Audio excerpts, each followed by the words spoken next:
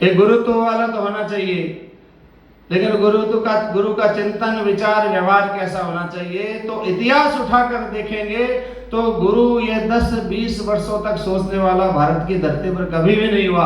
गुरु वह था जो आगे की 500, 700, 1000 वर्ष तक की सोचे, उसको आगे का 500, 700 वर्ष का कालखंड कांच की तरह दिखाई देता है, वो गुरु होता है, क्योंकि वह हृदय को भेद करके बाहर निकलता है। किसी कवि ने कहा कि अगर किसी राष्ट्र का भविष्य समझना हो तो आप उस राष्ट्र के छोटे छोटे बच्चों के पास चले जाइए।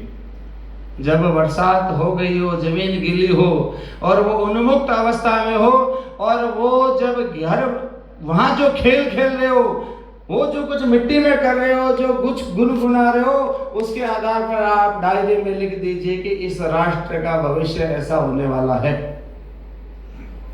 आप सब गुरु है, आप सब कक्षा में पढ़ाते हैं, आज के बच्चों के कंठों के गीत कौन से हैं, उनके द्वारा लिखे जाने वाले वाक्य कौन से हैं, उनके संवाद और चर्चाओं के विषय क्या है, उसके आधार पर भारत का भविष्य तय होने वाला है। वो क्या है, उसके आधार पर आप सब अभी घोषित कर सकते हैं। अगर यह डाटा जो आप बच्चों का जानते हैं वो अगर कंप्यूटर में डाला जाए और पूछा जाए जिन बच्चों का व्यवहार, आचरण, संवाद, चर्चा, उन सब के ये विषय है, वो राष्ट्र आने वाले 50 साल बाद कैसा होने वाला है, तो कंप्यूटर भी उसका उत्तर दे देगा, इस राष्ट्र को 50 साल आएंगे भी नहीं, इसका भविष्य बड़ा अंधकार में है। मेरी बात से सहमत है क्या? सहमत है?